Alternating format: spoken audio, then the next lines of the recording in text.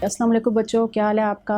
बच्चों आज हम जो लास्ट लेसन हमने पढ़ा था उसी की कुछ सरगर्मियाँ या एक्सपेरिमेंट थोड़ा सा उसको एलेबोरेट करेंगे।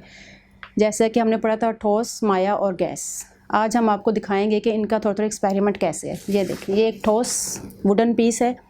इसको मैं यहाँ से प्रेस कर रही हूँ, यहाँ से प्रेस कर रही हूँ, ये बिल्कुल भी नहीं हिल रहा, ना ये फैल रहा है, ये अपनी जगह पर स्टिल है। ठीक है, ये ठोस है।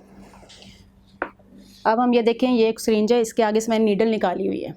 अब अगर इसको यहाँ से हम पीछे से अपनी तरफ खींचते हैं, बाहर की तरफ निकालते हैं, तो इसके अंदर हवा चली गई है। यहाँ से इसके अंदर हवा जा चुकी है। अगर हम फिंगर को आगे रख लेते हैं तो फिर हम प्रेस करते हैं, तो आप ये देखें कि हमें आगे नहीं जाने दिया जा रहा। ये देखें, क्योंकि उसका जो हजम है हवा का वो उसके अंदर है। इससे आपको ये भी अंदाज़ा होगा कि हवा ने अपनी जगह घेर ली है।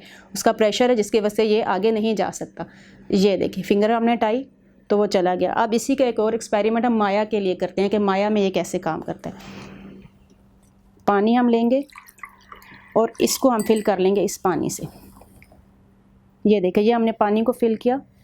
ये पानी आ गया। आपने देखा पानी ने कितनी जगह घेरी है, पता चल गया होगा। अब अगर हम फिर फिंगर रखेंगे, फिर क्या पानी हमें हिलने का मौका दे रहा है? नहीं, पानी का भी अपना प्रेशर है, वो भी बिल्कुल नहीं हमें पीछे से उसको प्रेशर को कबूल नहीं कर रहा है। इसको हम दोबारा से इसमें डाल देंगे, फिर वो अब खाली हो गया हवा और पानी से। अब वो मूव कर रहे हैं। ठीक है बच्चों, अब आपको पता चल गया होगा कि हवा और पानी, माया और गैसेस अपनी जगह लेती हैं और अपना हजम रखती हैं।